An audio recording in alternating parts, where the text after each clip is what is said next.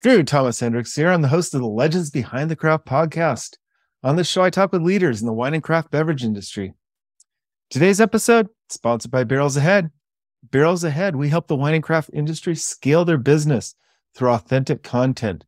Go to barrelsahead.com today to learn more. I am super excited today to talk with Jordan Kivelstadt. Jordan's the founder of Kivelstadt Cellars and WineGarten in Sonoma, California. Welcome to the show, Jordan.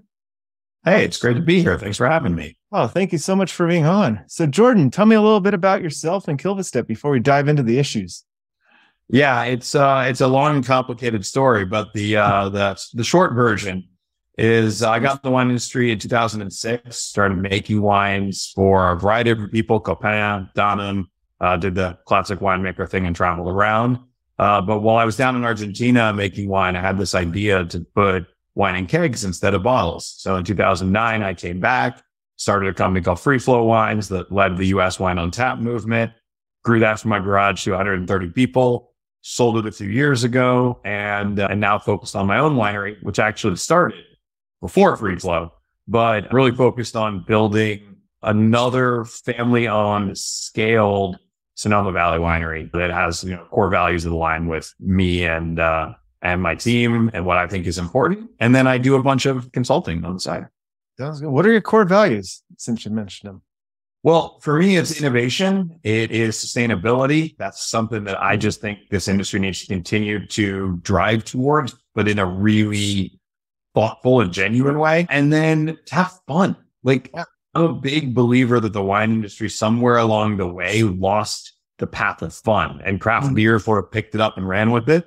And I really believe the wine industry needs to get back to having fun again.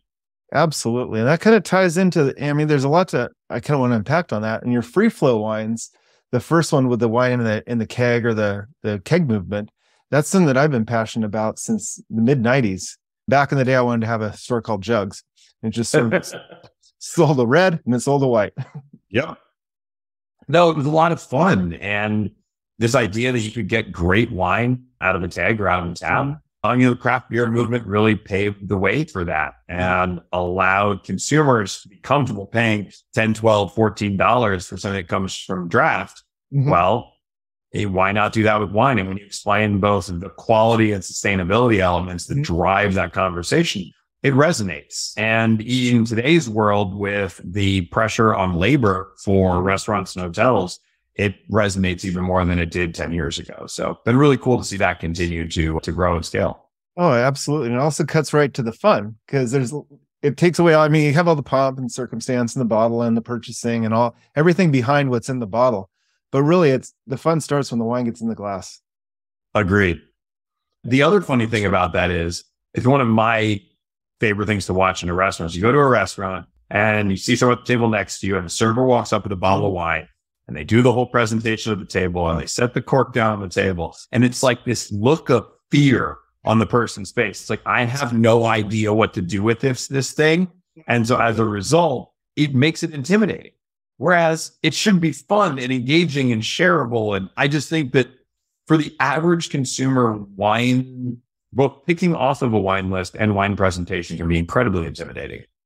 Oh, yeah, absolutely. There's a time and a place for everything. And usually, oftentimes, the server is the one that looks the most uncomfortable, depending on the restaurant, how they open the wine. And it's like, I just want to grab it and open it for them. Let's just get it in the glass. Get it in the glass, as you said. So talking about the wine in the glass and your Kivelstadt Cellars, you've got a wine garden, which is something we don't normally see on many winery websites. Tell me about that. So again, back to the idea of fun, and I do take a lot of inspiration from the craft beer movement, but one of the things I love is the idea of the beer garden. Mm-hmm. And it's funny to me because everyone talks about wine and food. Mm-hmm. But most wineries, you can't get food. You can get a snack or a paired bite or something like that. And there are legal reasons for that, which most consumers don't know, in the way the law is written around what wineries can and can't do. But I said, no, let's create a space where people just come have fun, eat great food, drink great wine in an unpretentious environment. And so we have this beautiful half-acre outdoor wine garden where, on the weekends, there's live music, there's lots of people and kids and dogs, and it just feels like being your best friend's backyard. and everybody's happy and smiling and drinking wine and just enjoying themselves. And to me, going back to what I said, that's where I want the wine industry to be. I want to create a place that brings people together. Really, Europe, that's what wine is. Wine is a communal activity. It's something shared among a family or friends. We just don't, that's not the way we think of wine here in the US. Oh yeah, no, for sure. So the experience of that for setting it up, I know it's like in Napa, it's really hard to get anything more than just a taste at a winery. Sonoma's got a little laxer laws. And I know down where I am in San Diego, Temecula area, wine and restaurants and that sort of like fun atmosphere is more common. So the rule is that unless your winery is on site with your tasting room, you're not allowed to have a commercial kitchen. So that's why you see so many wineries offering like charcuterie and cheese and things that don't require a kitchen. We operate on sort of a little end around that I figured out that allows us to have this large hospitality space where there's food and wine happening at the same time without having to have the winery physically here on site. Well, that makes sense. Thanks for explaining that. Let's talk about actually getting people to the winery. I know less and less people are traveling, or their travel destinations are getting more dispersed as wineries open up around the country. How are you facing this challenge? I think it is one of the great questions that Northern California is going to face over the next 5 years. And I think you've brought up something that people out here don't want to readily admit, but I think consumers are grappling with. So the second most visited wine region in the US outside of Napa is Hill Country in Texas. Yes. Think about that. You lost an entire demographic of the state of Texas who doesn't want to come to California for whatever reasons they might have, and can go get an honest winery.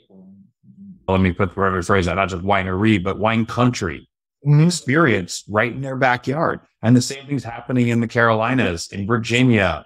It's happening all across the country. And so we may make some of the best wines in the world here in the North Bay, but we have a branding issue and we have a cost issue. A lot of people, when they look at a trip to Napa or Sonoma, it's extremely expensive. And so it alienates a lot of consumers that want to come out and live this experience. It does alienate it. You look at some of the premier experiences in Napa and you're sitting down for a tasting, it's $250 a head just to get 6 little samples. Well, as a guy who's about to take my kids to Disneyland, I will tell you that there is something more expensive than coming to Napa.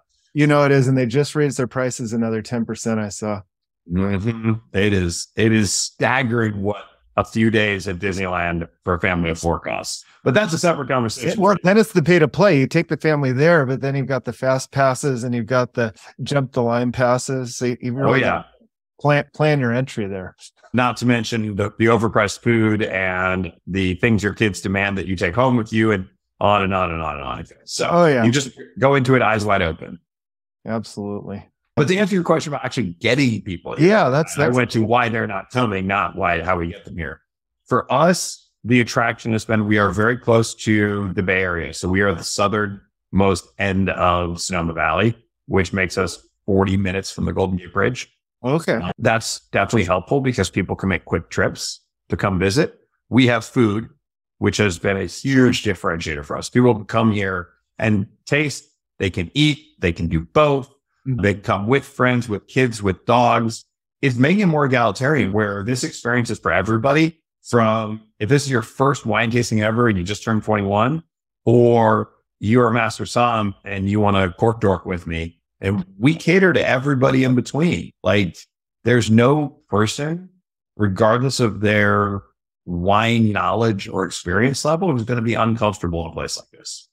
Well, that's great. It's so important to make it approachable and to cut through that pretense. But approachability aside, your wines, let's talk about your wines and what makes them special.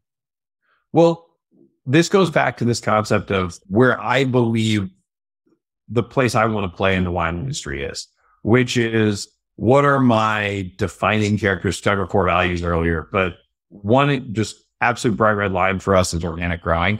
So we work exclusively with organic and biodynamic vineyards. That's really important to the stewardship of the land. We believe it makes better grapes and stronger vines. And so they're more drought resistant. We do a lot of About 50% of our fruit comes from dry farm vineyards as well. Wow. So being conscious of obviously what's going on here in California, and then minimally intervene. There's a lot of crazy things that get added to wine that consumers are unaware of. And I'm not bashing the part of the industry that does that. That's not what I'm here to do. I'm just here to say, hey, here's what's important to me. We use all indigenous yeasts. We do as little in the wineries as humanly possible to turn great grapes into great wine. But I'm also a fan of sulfur. Yeah. I like consistency and stability in my wines. I want a consumer who comes here and tastes the wine and has great experience and buys a case to go home, and every single one of those bottles tastes great. That's really important to me. But I'm transparent about it. Other than that, on an average year where we may make 40 to 50 lots of wine, we make additions to 3 or 4. That's it. And that additions are basically nitrogen to help our yeast count stay happy so we don't get stinky reductive wines. Yeah. I don't think there's anybody out there that's going to look at that and go, oh, you're doing something inappropriate to the wines. So it's a naturally occurring product that we just add a little more of to make sure we have happy yeast. Yeah. That whole term, naturally occurring product, and natural wines and minimally intervened wines and biodynamic wines. I think there's a lot of confusion now in the marketplace, especially with all these natural wines coming out. And I know I've had my fair share lately. They're very popular at some of the restaurants we go to, and it's kind of like flipping a coin. I mean, at times it could be like a code word for volatile acidity. Why don't you help us lay out the landscape between natural wines, minimal wines, biodynamic wines? So let's separate farming methodology from winemaking, right? So biodynamic and organic predominantly have to do with the way the grapes are grown. In order to be certified organic wine, you then also have to be an organic certified facility, and there are limitations to what you can and can't do in winemaking. Predominantly what you'll see today is made with organic grapes, which indicates that obviously the vineyard sourcing is organic. We can put that on our labels. When it comes to this idea of natural wines, I think it's just a conversation around the concept of zero intervention by a winemaker, by a human, right? You're going to pick grapes. You're going to let whatever happens happen. And at the end of the day, be left with whatever's there. The issue with that is there are small things we as humans can do during the winemaking process that don't introduce chemicals or additives or enzymes to the wine that just help ensure that there is consistent quality in the products that we're putting out. And that's where we get the term minimal. Minimal is we only use naturally occurring products that are naturally occurring in the wine we've got. Nitrogen, tartaric acid, whatever it is, either already existing. We're not adding anything new that isn't there. We're using indigenous yeast. So we're not introducing a factory produced yeast to the wine. So we're letting everything happen naturally. What we're doing is making small tweaks when necessary in order to ensure that the wine that's produced doesn't have crazy levels of volatile acidity or ethyl acetate or Brettanomyces or any of the things that can ruin an experience for the end consumer. Because at the end of the day, we make wine for them. And I don't want to die on dogma or, God, even worse, lie about what we do. I promise you that an unnamed winemaker out there who is making natural wines and has $50,000 tied up in a tank that is having a problem that makes it unsaleable will do something. And then we never want to be in a position. So the natural wine, it's true. So you're invested $50,000 into this barrel or this tank, and it's got volatile acidity. I mean, what does the winemaker do? If you are a true 0-0 natural winemaker, you can't do anything. You just have to then try to market or sell off in bulk that product, where there are these very minute, naturally occurring things you can do that would have rectified that situation. And so to me, it just makes sense to do it that way. But again, that's my philosophy. My winemaker and I, we're very aligned on that. And what we do is we make a lot of really cool wines that most people think are natural wines, but every bottle tastes great. Yeah. So let's use an example, right? We make a carbonic Zinfandel. Yep. I love carbonic wines. I love Beaujolais. I drink a lot of Beaujolais. That's my favorite season. The Nouveaux are out. And I mean, in my mind, that's a very natural wine. It's just bottle to tank. clean, quick, go, no oak influence, all of that. So, but we said, okay, how do we make this uniquely California? What grape is more iconically California than Zinfandel, right? And take Zinfandel, we all think of big, dense, alcoholic wines. Let's make an 11% alcohol carbonic Zinfandel and see how it goes. And it's barbecue wine. It's not trying to be anything more than delicious. That's my exact type of wine. I'm a big proponent of the 11 to 13% alcohol wines, especially for in a convivial atmosphere where you're out just having fun.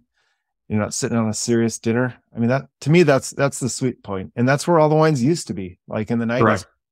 When I was still. Yeah, our palate as Americans gravitated bigger, richer, more alcoholic over time. And I think I think people are rebounding back now. Mm-hmm. Is it, I mean, like when I'm at a store and I'm trying to search out and I see the natural wines, they do have the lower alcohol, but that's not by definition. It's just kind of by chance of the way they're made. Is that correct? I think when you are going to use modern winemaking to adjust the wines when they come in, you are forced to pick earlier because the vast majority of commercially made wines have acid adjusted in the winery. So if you want to say, that's why we get confused so much for natural wine, is that our wines are that lower alcohol, higher acid style. With the natural wines and the adjusting it and the acidity adjusted, we just got back from the North Coast Wine Expo, and being on the sales side, being on the marketing side, we don't normally get to delve into the cellars and see actually the different ingredients that can be used to fix a wine. And they had an experiential part of this expo this year where they had a control sample, and then they had some different additives that could be used to make the wine rounder, to make the wine a little more caramel-like. It was quite revealing for me, not being on the winemaking side, to see those exact flavors. And now I can pinpoint them now that I'm tasting some of the wines as a consumer. Oh yeah, they added the Subu lime or whatever to it. Yeah. It's credible to me if you pull back the cover and realize there are hundreds and hundreds of additives that are put in wine that you as a consumer don't know are there. And that's just not what I want to do. My goal is do as little as we can, because if you have great grapes, and that's the thing, a lot of the commercial wines, the big commercial scale wines, they're not using great vineyards. They're using vineyards that produce a lot of fruit, and then they can make the wine taste good. We prefer to work with really great vineyards and let the vineyard, the grapes show through, and not wine make them into what we want them to be. Absolutely. So as you started off, how did you go about sourcing these vineyards and sourcing these grapes? You just start looking, honestly. And it's taken us 10 years to get vineyard sourcing where we wanted it with the partners that we have. And we have some of these vineyards working for 8 or 10 years now that are just incredible. There's one, it's a 60-acre dry farmed organic vineyard where the average vine age is like 60 years. And they're just gorgeous, incredible vines. We get Carignan and Grenache from there. And that's actually where the Charbonneau we make comes from, which is, again, pretty rare grape here in California anymore. So you find them and then you build great relationships. Don't mess with your growers. Be good to them. Mm-hmm. That easy. Absolutely. So you founded this, it was 10 years ago? Kivelstadt Cellars? Kivelstadt was founded in 2007, actually. So before. Oh yeah, my math. So yeah, 15 years ago. Yeah. Time's flying. So over the last 15 years, talk to me about scaling and where are you at right now production wise? So with Free Flow, it stayed very small for a long time. Very small, 07, 08, 09. We grew up a little bit in 2010. We actually rebranded to Kivelstadt Cellars in 2012.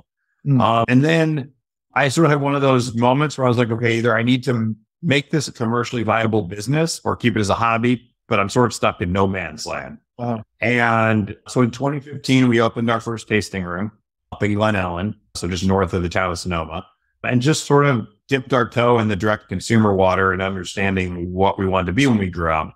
We were all wholesale prior to that. That was great. We learned a lot. We did that for 5 years. And then my wife and I purchased the property where the wine garden is. Wow. And here we are now where we see 600 to 1,000 people every week, which is amazing. That is amazing. That is amazing. Talk to me about no man's land. That's a curious place where a lot of people find themselves when they start making wine and start trying to scale. What was your key to getting out of no man's land and kind of the challenges you faced? So what I talk to people about now is I say, okay, if you make less than 200 cases, you're doing it as a hobby. Sell to your friends, pour it places. It's a hobby. It's not a business.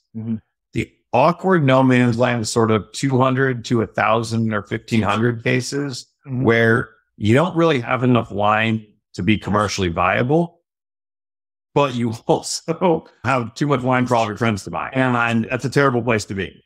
And then you have to make a really big decision. Is this a lifestyle business for, let's say, a husband and wife or two partners, right?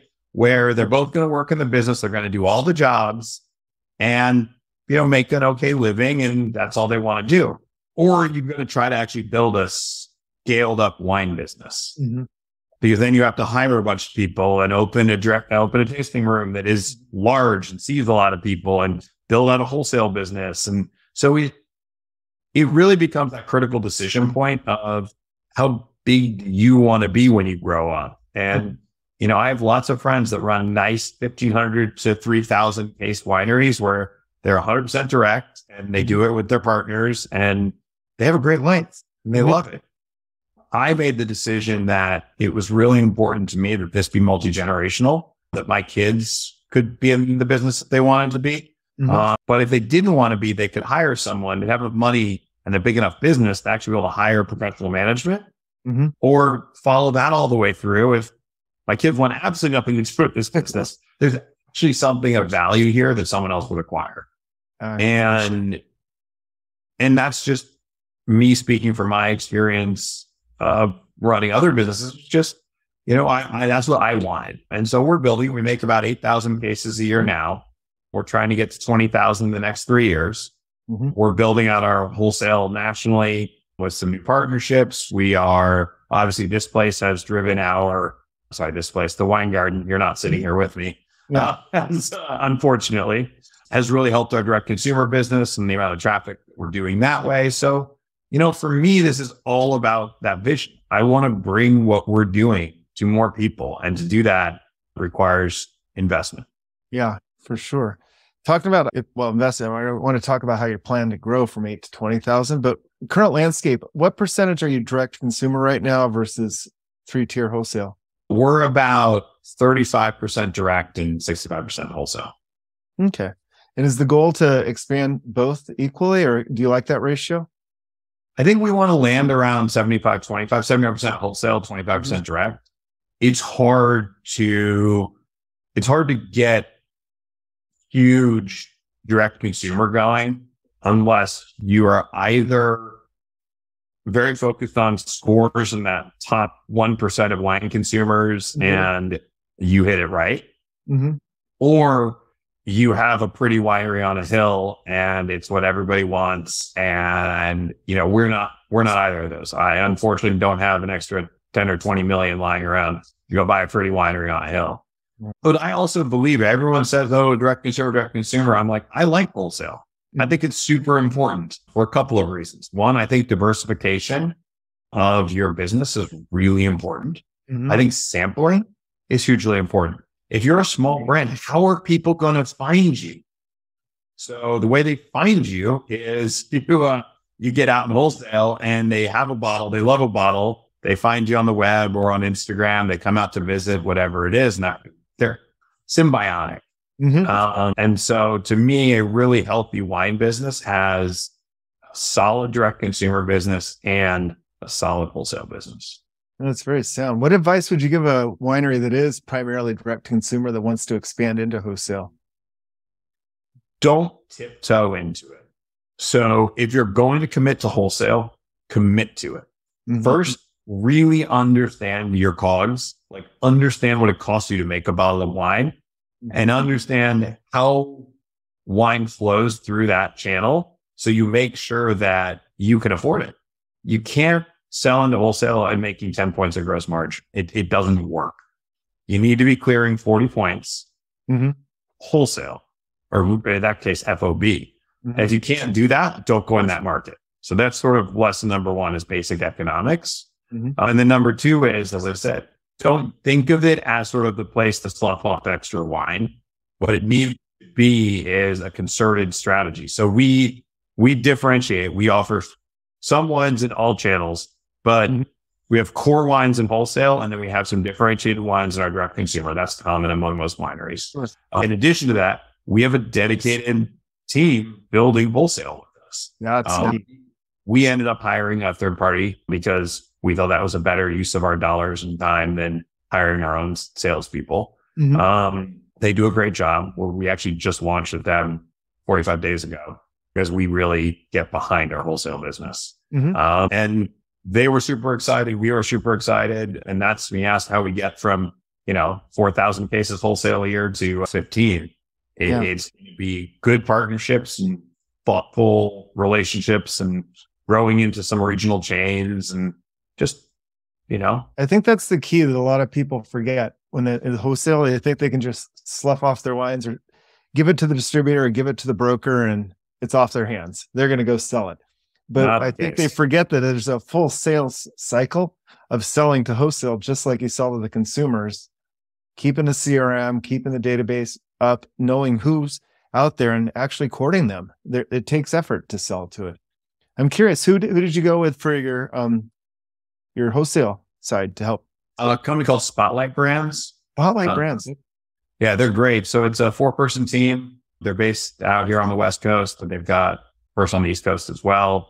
And they represent brands like ours, which are smaller with scalability, generally driven by a principal, and they have great relationships. They've been in the business a long time. And it was one of those things where we interviewed a bunch of different people, but it's all about finding the right fit, both culturally and in their books. Absolutely. That is so key to have somebody that you trust that is going to kind of be a good custodian of what you're doing and actually market it correctly. I know I spent a lot of time talking with Ben Salisbury at Salisbury Creative. Oh yeah, I know Ben very well. So Ben's very focused in helping wineries navigate that 3-tier market into it. I had him on the podcast a few months ago. We were talking about exactly what we're talking about right now. It's like you got to treat it as a sales channel that you're selling into, not so much a channel that's selling for you. Correct. And it's funny because Ben gets the unique privilege now of helping small brands try to figure it out when he was running one of the largest brands that got to dictate what the wholesalers did. That is funny. Yeah. But yeah. But I think it's just back to this concept of balance. It's just so important that you figure out what your brand, what you principal want your brand to be, both to the consumer and how big, what lifestyle and business you want to run. I think for a lot of people, they don't think through all of that. They just sort of, it's like next foot in front of the other. And so having that clarity of knowing what you want to be when you grow up, I think is super important. Yeah. So you've got a clear idea where you're going. You're at 8 to 10,000 and you want to grow to 20,000 in 3 years. That's a tremendous leap. Yeah. Well, some of the wines probably are in barrels, so you already have the wine because it needs to sit for a little bit. But what's your game plan for growing and the challenges you anticipate facing? I think that the game plan is finding the vineyards beforehand that we have the ability to scale with. That was a big issue for us. There are certain ones we can't grow. I take as much fruit from the vineyard as I can get, either because the vineyard is not any bigger or because other contracts prohibit them from selling me any more fruit. So for us, because everything we do starts in the vineyard, that was the first and most important step was, okay, hey, Vineyard Y, we took 10 tons this year. Can we take 15 next year? Can we take 20 the year after that? And that goes back to building those really great relationships with the growers. So that's really important. 2 then is lining up partners that can help you access and manage your wholesalers more effectively. Like it is, wholesale management is a challenge. It just is. Think about it. I always tell people, I say, so there's 2 things you got to remember. For consumers, I say, every time you walk to the grocery store, look down that wine aisle. How many wines there are, right? How do I, my little brand, jump out across all those brands with their salespeople and their teams? And just think about how hard it is in this specific industry to brand differentiate and actually break through. Okay? If you're in the wine industry, I think everybody who owns their own winery who's like, I don't understand why more people know my brand should go to Pro Wine once in their life. Have you ever been to Pro Wine? Germany? No, I haven't. Oh, in Germany? No, absolutely. No. Germany. It is the largest wine sales show in the world. Wow. There are 8 60,000 square foot buildings full of wine. Holy moly. There are two full buildings just of German wine. It's humbling because the US has like one, maybe 1/10 of one building. Yeah. I guess Unified is the one that it's like 10 times larger than Unified. And yes. And it's all producers. It's all producers trying to sell their products. And so what's so humbling about it is you realize just the immense scope of this industry and why it's so hard to build a brand in this industry. And so it was one of the most humbling experiences. And it makes you then realize why you have to think so carefully about your brand and where you want to be and where you want to play and what your message is. All of those kind of core brand differentiators become front of mind. It's almost a little disheartening. We had someone on the show. I'm going to kick myself for not remembering the conversation or who it was, but they were talking about that marketing wine is actually the hardest thing to do in the world. Because one, people don't really need to be drinking it anyways. Two, yes, if they really wanted to drink alcohol, they could drink beer, they could drink spirits. They go through that. Then once you go into the actual level of wine, you got 10,000 SKUs on the shelf. To the average consumer, they're all the same, even though they aren't. But that's one of the big challenges. They've got the label, you've got the story behind them, but so many different stories. How do you keep your story? How do you make, so I want to get into story and authenticity, because that's one of the things that helps you build your brand. How do you convey that story in the general market? Well, so that's actually a great question. And one of the big challenges that we're coming up against right now. So let me back up a little bit. When we were just a winery, it was very easy. We were a winery, we were tasting around, and we looked and talked like most other wineries. And so I think it actually hurt us in the wholesale market because we didn't really have brand differentiated content. We were like everybody else. Small family. You're a small family owned winery. Great. Yeah. How many of those have you heard of? Yeah. When we opened the WineGarten, all of a sudden we have this intense brand differentiator. We have this unique hospitality space. We own our own restaurant. We are putting our money where our mouth is about food and wine. Okay. Yeah. That was powerful. But then what happened was we didn't know what message we were speaking. Are we talking about a restaurant? Are we talking about a winery? Is it food? Is this lifestyle? And what happens is then what made the wines really special, the sourcing, the minimally intervened, the style of wine that we're making got kind of lost in the shuffle. And then at the same time, the restaurant didn't really get focused on because we couldn't go deep on food because we're trying to mix in talking about wine and everything else. And so now COVID we were supposed to open April 4th of 2020. So COVID definitely threw some curveballs at me. But one of the things we're doing this year to answer that question really directly is we're separating the brands. So the restaurant will have its own brand and its own identity, its own social. The winery goes back to talking about wine. Why do we make wine? Why are wines so special? Why you should care. And then you have to make sure that everybody you interact with on the wholesale side is parroting the same thing and those kind of key talking points. And with where the wine industry is today, I think the Kivelstadt is super well positioned to give the consumer what they want with the authenticity they're looking for from the natural wine movement. We're that wine that everybody wants. It's honest, it's straightforward. The wines are delicious, they're low alcohol, but there's the consistency there that consumers really are looking for. That makes a lot of sense. How did you go about finding that brand differentiation? Or did you sit down and brainstorm with the team? Did you go through a brand workshop, or did it just? I did with my team. Just sat down. We all realized this was happening. We all realized that it was a problem. And what's nice in my organization is I have someone running the hospitality side of the organization. I have someone running the winery side of the organization, and they are both in parallel and in conflict. And that's great. That's healthy. So they both said, "Hey, look, my voice isn't loud enough." And what we realized was it's not that either one of your voices aren't loud enough. It's that you're talking over each other because we're jamming it all through one channel, right? All that messaging and trying to cram it through one channel. And that just doesn't work. They're too different. Oh, yeah. Talking about channels, what's your most important channel for getting your story out? I would say it is a combination of Instagram and email. we use email a lot. The wine industry still relies very heavily on it, but Instagram is a very powerful tool for us as far as brand reinforcement and engagement with our consumers. And then actually the cool one we just started messing around with is text message marketing and really starting to get into text marketing. Yeah, that's been the trend at the different symposiums. And I mean, it's been the trend for a while, but it makes so much more sense, especially with the way that people have evolved and the way they're starting to look at text messaging. It's really replaced. Email isn't going away, and it's super important for your long form messaging. But for in the moment and for interaction, I see it as one of the best mediums. Yeah. Someone just needs to create an app that allows you to save, flag, and organize your text messages so that I don't refuse. I hate text for work-related things because I can't organize it. It drives me crazy. Yeah, well, I kind of like it because I get so many emails with work and text that the squeaky wheel always rises to the top of the text message. Yeah. So fair enough. I don't need to go back and say, now, who haven't I texted in a long time? It's a front and center for me. True.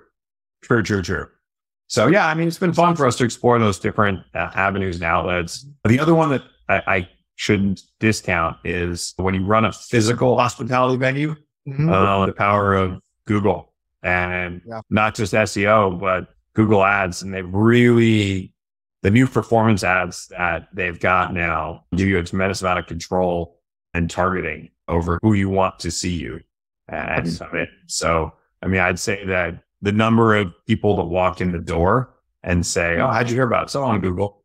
No, it's super important, making sure especially wineries in a physical location, making sure that your maps is all Google My Business, your maps, everything's set up straight so that people can find you. And it's accurate. Nothing makes people more frustrated than showing up and you're closed on a day you said you were open, or you're not offering a thing that says you're offering. It's making sure that's clean and accurate all the time is really important. Yeah. So Instagram and email. And I think we could talk about email for a long time. That's a whole different subject about how wineries are not fully utilizing it and just using the default messaging that their e-commerce system has set up. Yep. I think the biggest thing you can do is actually personalize those messages and instill your kind of brand story into the transactional ones. Like not just your generic abandoned cart message that the e-commerce system sets up, but instill some of your personality. And the other thing I think that people don't take advantage of is segmentation, right? Is recognizing that you can't treat all of your customers the same. So sending the same email to everybody isn't effective, right? Because certain things don't matter to certain people. So who are your customer segments? What are you communicating to them? Frequency, right? I mean, we send 2 to 3 emails a week, a lot of weeks. So if I hit the same 20,000 people 3 times a week, every week, I mean, we would have an unsubscribe rate that was unsustainable. So it's like, okay, let's use geolocation to target the people that want to hear about what's happening this weekend at the WineGarten. My wine club member in Missouri doesn't care. Missouri is a terrible example. But in Michigan, doesn't care who's playing music at the WineGarten this weekend because they can't come anyway. So it's just unless they visited and they did enjoy the music, and getting that email kind of gives them a fond memory of the time they were there. Correct. But if they're getting that email every week, then it just reminds them that they aren't here anymore. Yeah. Time to plan your next trip email. Correct. So just being thoughtful about that segmentation has been really helpful for us. Our open rates have almost doubled as we started thinking intelligently about segmentation of our email database. Yeah. What tools are you using for your email database and segmentation? MailChimp. And then the segmentation is self-created and then implemented. I think some of that self-created one is really important, kind of intelligently thinking about how you want to dice up the list, not so much just these automatic segmentations. Yeah, the automatic segmentations they're segmenting on something that may be irrelevant to your customer. Talking about automatic, what are your thoughts on kind of the automated marketing and some of these automated processes that you see? I think that they're great for a process that is well defined. So whether it's the way you sign up for the wine club or the series of steps that happen in a transaction. Anything like that, automation is wonderful. Where it falls down is, as you are well aware, when the customer isn't getting what they want from the automation and is therefore getting annoyed. And so we don't use a lot of it right now. We're playing with drip campaigns and some other email marketing tools. What we do a lot of is, okay, we know this group is really engaged in whatever the subject matter is. So we send an email to that group. Okay, well, 70% of them opened the email and 5% clicked. Okay. Well, the 70% that opened the email clearly saw something in there that was interesting to them. So you retarget that group again and you tweak the message slightly. You make sure the call to action is more clear, whatever it is. And it's those series of actions that you, instead of one time, one touch that might have missed the mark, you get to retarget the opportunity 2 or 3 times to make sure that you're catching everybody who is legitimately interested in whatever it is you're offering. I think that's a really good tip to kind of emphasize. Retarget the people that have opened the email. I see too many people when we do email campaigns, they're so concerned about the people that didn't open it. They're like, why didn't they open it? Send them something else, change the subject line. And really, it's just they're not in the mindset. Stop retargeting them. My comment is, if you chronically have an 18% open rate, it means you've got a bunch of junk people on your email list because they don't care. What we do is we make sure that in each of these segmented groups, we have a 40 or 50% open rate, because that means that the content that we're sending that group of people, they actually want. Mm-hmm. It's just that simple. And so if the open rates are high, 30, 40, 50% plus, it means that that group wants the content that you're sending them. If you're sub 25%, the chances are that you got a bunch of people on your list who just aren't engaged with the content you're sharing. Mm-hmm. No, that's too true. And maybe your list is a little too large, because everybody's like bigger. I need to grow my list. But I think you should be equally focused on trimming it down and focusing that list, just like you said, through segmentation.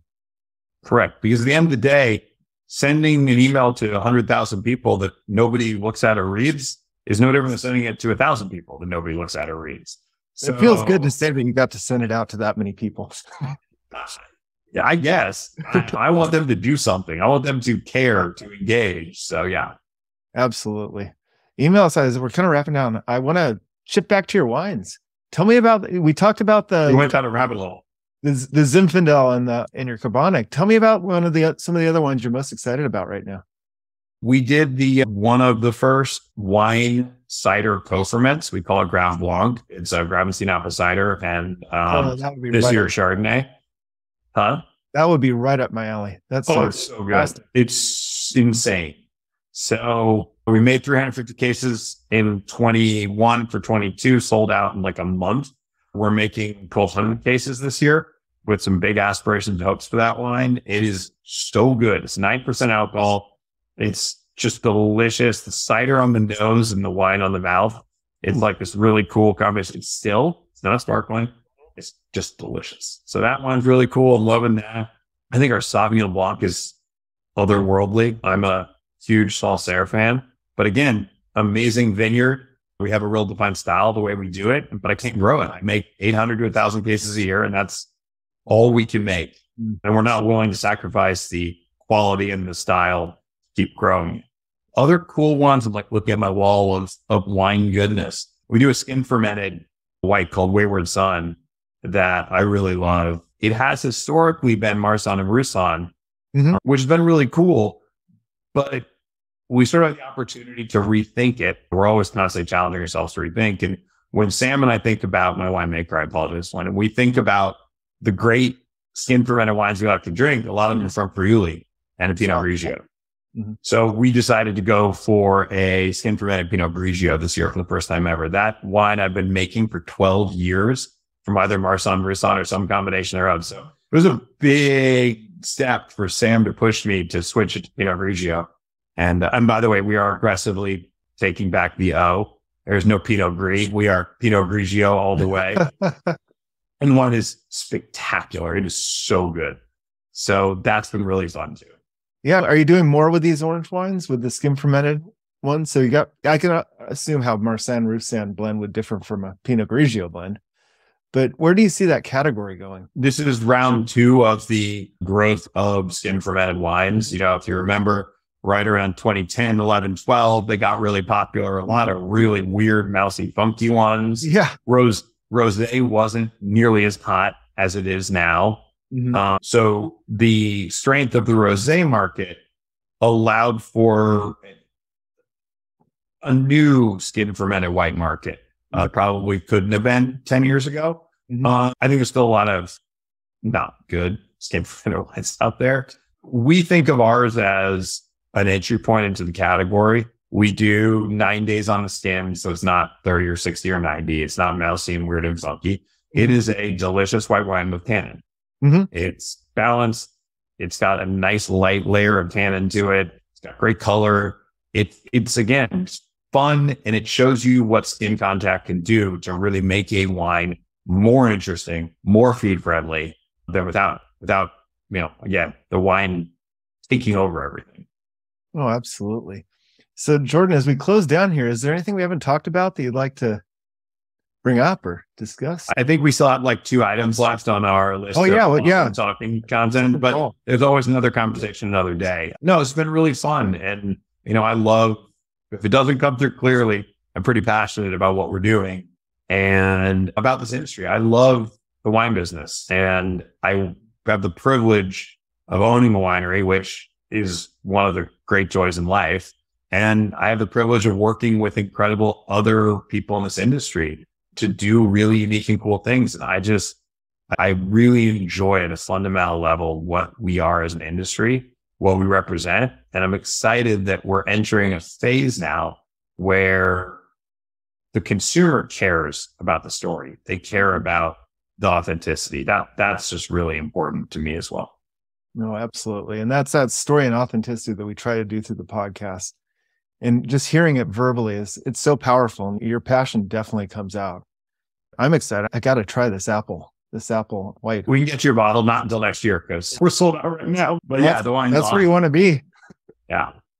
I could sell you the last 4 vintages. Yeah. I can do a vertical for you. No problem. No, that's congrats on being sold out. And I look forward to seeing it. Jordan, thank you so much for joining us today. It was a pleasure. You have a great day. Same to you. Thanks for listening to the Legends Behind the Craft podcast. We'll see you again next time, and be sure to click subscribe to get future episodes.